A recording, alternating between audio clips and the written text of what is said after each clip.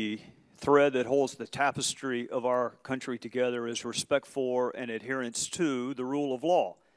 The law is the greatest unifying and the greatest equalizing force that we have in our culture. The law is what makes the richest person drive the precise same speed limit as the poorest person.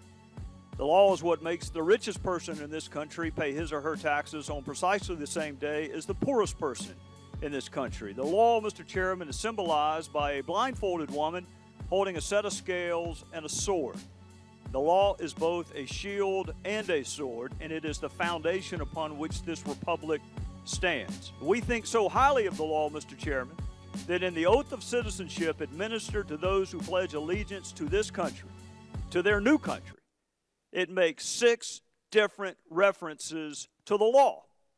So attempts to undermine the law via executive fiat, regardless of motivation, are detrimental to the foundation of a democracy. President Obama, after the November midterm elections, I hasten to add, announced one of the largest extra-constitutional acts ever by a chief executive. He declared unilaterally almost 5 million undocumented aliens would receive deferred action under some newfangled definition of prosecutorial discretion. Moreover, in addition to using prosecutorial discretion as a license to rewrite the law, he also conferred benefits on those same people. You may like the policy. You may wish the policy were the law. But one person does not make law in a republic. If you enjoy a single person making law, you should investigate living in another country. Because our framers did not give us, nor have generations of our fellow citizens fought and served and sacrificed for a single person to make law in a unilateral way.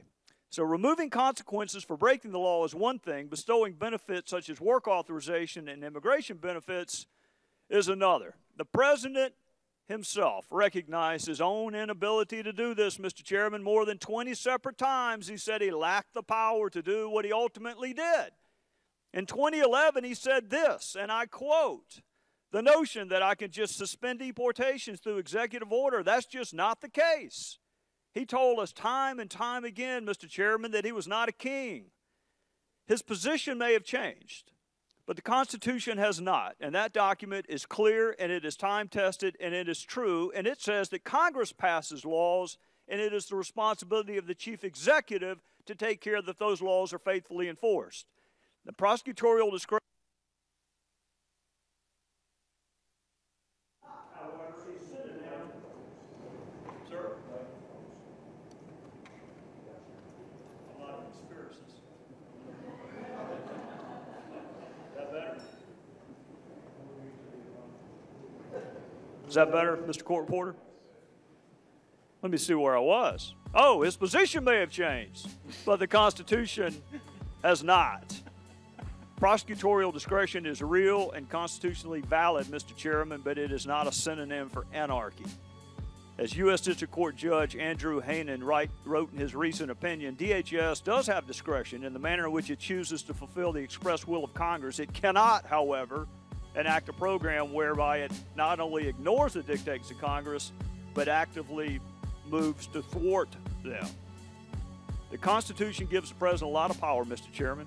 He's the Commander-in-Chief. He nominates Supreme Court justices. He can veto legislation for any reason or no reason. He can fail to defend the constitutionality of a law. He has the power of pardon. He has a lot of power, Mr. Chairman. But what he cannot do is make law by himself. That is the responsibility of the Congress.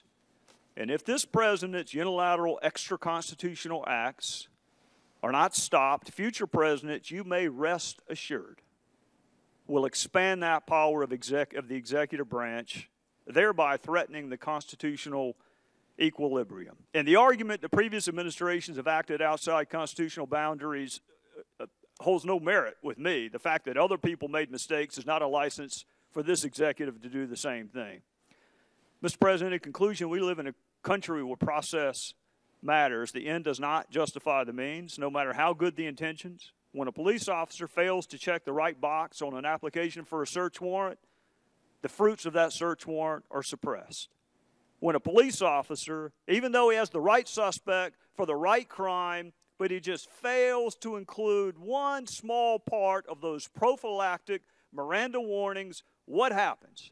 The statement is suppressed, even though you have the right person, even though you have the right crime, because we view process over the end. And I'm going to say this, and then we'll finish. I'm going to say this to those who benefit from the president's policies. You may be willing to allow the end to justify the means in this case. You may well like the fact that the president has abused prosecutorial discretion and conferred benefits in an unprecedented way. You may benefit from the president's failure to enforce the law today, but I'll make you this promise. There will come a day where you will cry out for the enforcement of the law. There will come a day where you long for the law to be the foundation of this republic. So you be careful what you do with the law today, because if you weaken it today, you weaken it forever.